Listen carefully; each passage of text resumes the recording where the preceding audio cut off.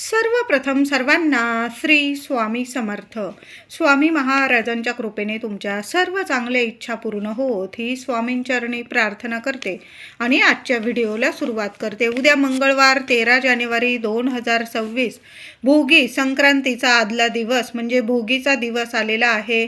आपल्या आयुष्यात आनंद उपभोगण्याचाच हा दिवस असतो. आपल्या जीवनातून दुःख, दारिद्र्य, अडीअडचणी, कुठली नकारात्मकता असेल संपूर्णपणे नष्ट करण्याचा, सर्व भोग संपवण्याचाच हा दिवस आहे आणि आपल्या जीवनात आनंदाचे भोग यावे असं प्रत्येकालाच वाटतं. तर हा भोगीचा दिवस असा आनंदाने आपल्याला साजरा करायचा आहे आणि काही गोष्टी, काही कामं महिलांनी जरूर घरात करायची आहे, ज्यामुळे घरातल्या ज्या नकारात्मक गोष्टी असतात ना त्या जळून खाक होतात, नष्ट होतात आणि आपल्या आयुष्यात भरभरून आनंद येतो. मुलांना भरभरून प्रगती मिळते, अखंड आपल्या घरात लक्ष्मी नांदत असते. तर महिलांनो, दादांनो, या दिवशी जसं आपण संक्रांतीला लवकर उठणार आहोत तसंच भोगीच्या दिवशी सुद्धा लवकर उठायचं आहे. अगदी ब्रह्ममुहूर्तावर उठला, अतिशय उत्तम. आणि आंघोळीच्या पाण्यात सर्वांनी पांढरी तीळ टाकायची आहे, काळी तीळ टाकू नका. काळी तीळ आपण जे तोडगे वगैरे करतो उपाय तापाय त्याला करायचे आहे. आंघोळीचा पण उपायच आहे, पण त्यात आपण पांढरी तीळ टाकायची आहे. कारण काही ग्रह दोष असतील म्हणजे प्रत्येकाचे ग्रह हे वेगवेगळे असतात. काहींना काळी तीळ चालते, कोणाला पांढरी तीळ.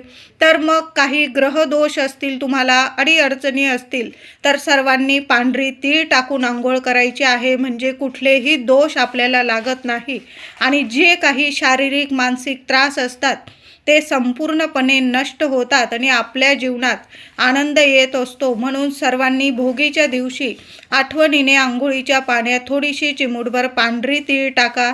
लहानांपासून मोठ्यांपर्यंत सर्वांनी हा उपाय जरूर करायचा आहे. अंघोळीनंतर सूर्यनारायणाला अर्घ्य द्यायचे आहे. पाण्यात चिमूटभर पांढरी तीळ टाका. थोडीशी फुलं असतील लाल रंगाची तर लाल रंगाची फुलं पाकळ्या टाकल्या तुम्ही तरीही चालेल आणि सूर्यदेवांना मनापासून अर्घ्य द्यायचे आहे. अर्घ्य दिलेले पाणी एखाद्या कुंडीत पडेल किंवा झाडाझुडपांना मिळेल याची नक्की काळजी घ्या. अशा पद्धतीने आपल्याला सूर्यनारायणाला अर्घ्य द्यायचं आहे. सूर्याला अर्घ्य दिलेले पाणी कधीच ओलांडू नका, नाही तर मग सूर्यदेवांना अर्घ्य दिल्याचे आपल्याला फळ मिळत नाही, उलट पाप आपल्या डोक्यावर लागत असते. म्हणून सूर्यनारायणाला तुम्ही रोज जर अर्घ्य देत असाल तर अतिशय उत्तम. एखादी कुंडी ठेवून घ्या, म्हणजे त्यात झाडं झुडपं लावली तुम्ही तर सूर्यनारायणाला अर्घ्य दिलेलं पाणी त्यात पडेल आणि छान अशी झाडं झुडपंसुद्धा तुमचे वाढतील आणि तुमचा पायसुद्धा सूर्यनारायणाला अर्घ्य दिलेल्या पाण्यावर कधीच तुमचा पायसुद्धा पडणार नाही. अशा पद्धतीने आपल्याला सूर्यनारायणाला रोज अर्घ्य द्यायचा आहे. आणि भोगी, संक्रांत, कर संपूर्ण वर्षभर हे वर्ष सूर्यदेवांचं आहे, म्हणून सूर्यदेवांना अर्घ्य जरूर द्यायचं आहे. आणि भोगी, संक्रांत, कर हे 3 दिवस तर रथसप्तमीपर्यंत खरे सूर्यनारायणाला आठवणीने अर्घ्य जरूर द्यायचं आहे. रोज थोडीशी चिमूटभर पांढरी तीळ टाका आणि सूर्यनारायणाला अर्घ्य जरूर द्यायचं आहे. भोगीच्या दिवशी देवघरातील देवांना छान असा अभिषेक करा. देवांना सुद्धा तिळाचं उटणं लावा. अभिषेक करून छान अशी पूजा करायची आहे. पंचोपचार पूजा करा, फुलं अर्पण करा, हळदी कुंकू अक्षता वाहून देवांना बाळकृष्णाची मूर्ती असेल, श्रीहरी विष्णूंची, विठू माऊलीची तर आवर्जून तुळस अर्पण करा. गणपती बाप्पाला दुर्वा, बेल अर्पण करा. महादेवांना जेवढे देवी देवता आहे त्यांच्या आवडीची फुलं, पानं जरूर या दिवशी अर्पण करायचं आहे. ही सेवा आपल्याला भोगीला पण करायची आहे आणि संक्रांतीच्या दिवशी तर संक्रांत आणि एकादशी एकत्र असा 11 वर्षांनी योग जुळून आलेला आहे. अशी सेवा आपल्याला संक्रांतीच्या दिवशी सुद्धा करायची आहे. पण भोगीच्या दिवशी या सर्व सेवा ह्या झाल्याच पाहिजे.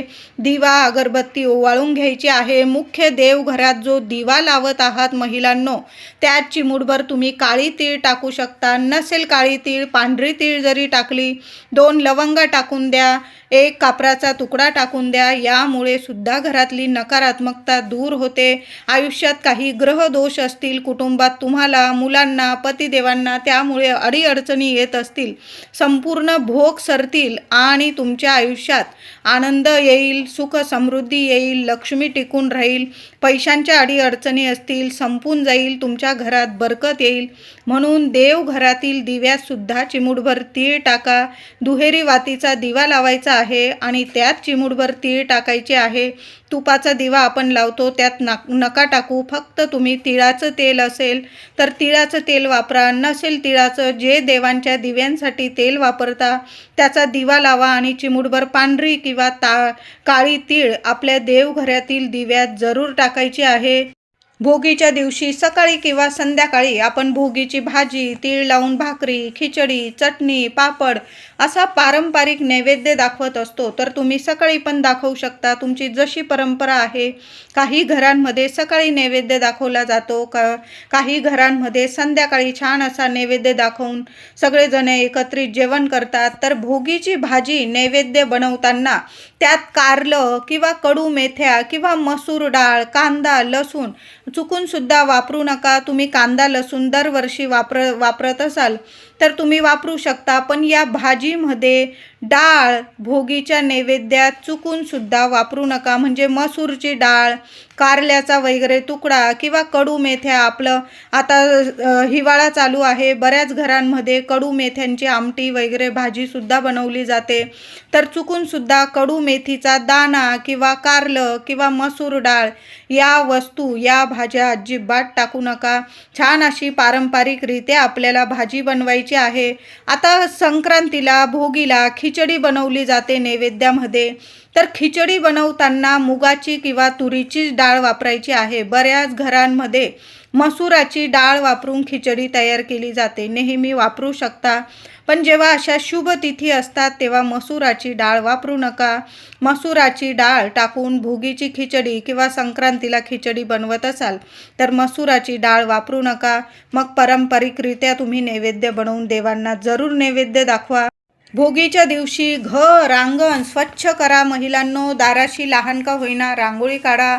भोगीच्या दिवशी पण काढा, संक्रांतीच्या दिवशी सुद्धा सडा रांगोळी दाराशी झालीच पाहिजे. त्याचबरोबर भोगीच्या दिवशी जे काही पितृदोष असतात, काही भोग असतात, काही वेळा पितृदेवांना मोक्ष मिळत नाही, त्रासात असतात आणि ते त्रासात तर मग त्या अडीअडचणी आपल्याला पण भोगायला लागतात. म्हणून भोगीच्या दिवशी आवर्जून पितृदेवांसाठी एक दिवा दक्षिणेकडं तोंड करून लावायचा आहे. तर महिलांनो, अगदी साधा सोपा दिवा लावायचा आहे. कणिक असेल, कणिक थोडीशी मुठभर कणिक मळून घ्या. त्यात काहीही टाकू नका, ना मीठ, ना तेल, ना हळद, काहीच टाकायचं नाही. साधं कणिक मळून घ्यायची आहे पाण्याने आणि एक मुखी दिवा बनवायचा आहे. आता नाही तुम्हाला कणकेचा दिवा बनवता येत, सरळ मातीची पंती घ्यायची आहे. तुम्ही दिवाळीच्या लावलेल्या असतील चालेल. एक स्वच्छ मातीची पंती धुवून घ्यायची आहे. कोरी असेल तर अतिशय उत्तम. कोरी पंती धुवून घ्या. त्यात दुहेरी वाट टाकून तिळाचे तेल टाका. तिळाचे नाही, तुम्ही जे दिव्यांसाठी तेल वापरता ते तेल दिव्यात टाकून दिव्यात चिमूटभर काळी तीळ टाकायची आहे. या उपायासाठी तुम्हाला महिलांनो काळी तीळच लागणार आहे. थोडीशी काळी तीळ घेऊन यायची आहे आणि काळी तीळ टाकल्यानंतर त्यात 2 लवंगा टाकायच्या आहे. फुलाच्या 2 लवंगा टाका, चिमूटभर काळी तीळ टाका. दिव्याखाली काहीतरी आसन द्या, कागद ठेवा, ताटलीत ठेवा आणि दिवा घराबाहेर तुम्हाला घेऊन जायचा आहे. दक्षिण दिशेला लावून द्यायचा आहे. दिवा लावताना पितृदेवांना तुमच्या मनातील प्रार्थना करायची आहे. घराबाहेर आता जागा नसेल तर तुम्ही हाच दिवा माठाजवळ दक्षिणेकडं तोंड करून लावायचा आहे. नंतर तो दिवा वापरू नका, सरळ पाण्यात विसर्जित करा किंवा एखादं झाड असेल तिथं ठेवून द्यायचं आहे. वात वगैरे जे उरलेलं असेल त्यात तो दिवा विसर्जित करायचा आहे. पुन्हा तो वापरू नका. तो आपण पितृदेवांना समर्पित केलेला आहे दक्षिण दिशेकडं. म्हणून असा एक दिवा भोगीच्या दिवशी काळी तीळ टाकून जरूर लावा. बरेचशा अडचणी, पितृदेवांना मोक्ष, शांतता मिळेल. ते प्रसन्न होतील, भरभरून आशीर्वाद देतील आणि आपल्या आयुष्यातील जे भोग आहे, अडचणी आहे, पितृदोष आहे ते सुद्धा नष्ट होईल आणि आपल्या घरात सुख समृद्धी येईल. भोगीच्या दिवशी काही चुका टाळायच्या आहे आपल्याला. म्हणजे भोगीच्या दिवशी भांडण, वाद, विवाद या गोष्टी टाळायच्या आहे. कुणाशी बोलू नका जास्त. नख कापणे, केस कापणे, दाढी करणे या गोष्टी कृपया टाळायच्या आहे. महिला असतील, पुरुष दादा केस कापू नका, नख कापू नका. पुरुष दादांनी या दिवशी दाढी करू नका. घरात कचरा साठवू नका. नकारात्मक कुणाच विषयी बोलू नका. सूर्यनारायणाची सेवेनेच आपल्याला दिवसाची सुरुवात करायची आहे.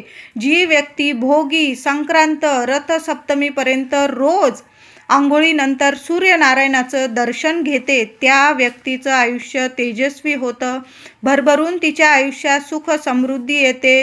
सोनेरी दिवस येतो. रोजचा दिवस सोनेरी जातो असं म्हटलेलंच आहे. म्हणून रोज सूर्यनारायणाची सेवा प्रत्येक राशीच्या व्यक्तींनी, 12 राशीच्या प्रत्येक व्यक्तीने आपण सूर्यनारायणाची आंघोळीनंतर सूर्यनारायणाची सेवा करा, अर्घ्य द्या, नमस्कार करा आणि मग कामाला जायचं आहे. मग दिवसाची सुरुवात करायची आहे. बघा, सोन्यासारखं तुमचं आयुष्य घडणार आहे. प्रत्येक कामात तुम्हाला यश, प्रगती मिळणार आहे. भोगीच्या दिवशी आपण दक्षिणेकडं पितृदेवांसाठी दिवा लावणारच आहोत.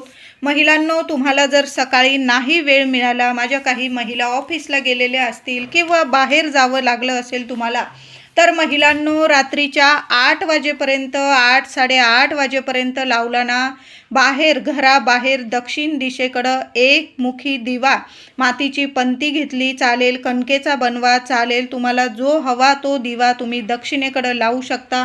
फक्त तो दिवा तुम्हाला पुन्हा वापरण्यात घेता येणार नाही. तो दिवा तुम्हाला विसर्जित करायचा आहे. म्हणून कणकेचा घ्या किंवा मातीची पंती घ्या, पण एक दिवा दक्षिणेकडं तोंड करून आपण पूर्वजांसाठी एक दिवा जरूर लावा.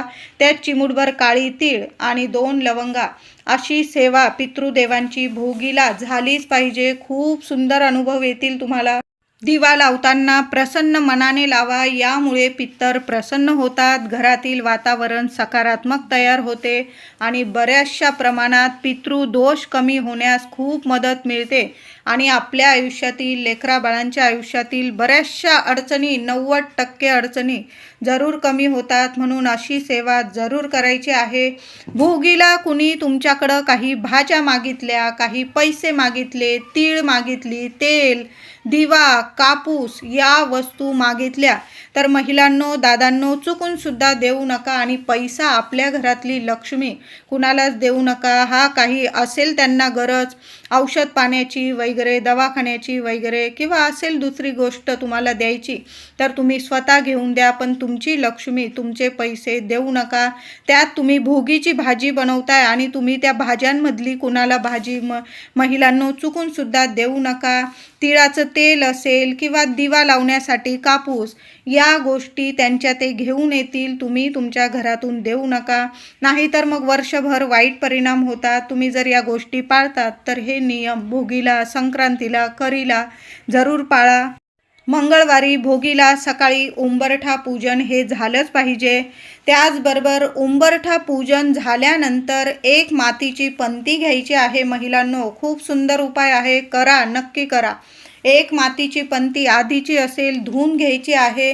पंतीत थोडीशी तीळ ठेवायची आहे. तुम्हाला पांढरी असेल, काळी असेल तर अतिशय उत्तम. थोडीशी तीळ ठेवा. त्यावर 5 लवंग ठेवायचे आहे. तुम्हाला 2 कापराची वडी ठेवायची आहे. भीमसेन कापूर असेल अतिशय उत्तम, नाही जो कापूर आहे तो ठेवा. कळालं असेल. आधी आपल्याला उंबरठा पूजन करून घ्यायचं आहे. उंबरठ्यावर माता लक्ष्मीची पावलं आहे. हळदी कुंकू फुलं वाहून पूजा करून घ्या आणि उंबरठ्याच्या एका बाजूला, जिथं कोणी पाय वगैरे लावणार नाही त्या साईडला, एका मातीच्या पंतीमध्ये थोडीशी तीळ ठेवा.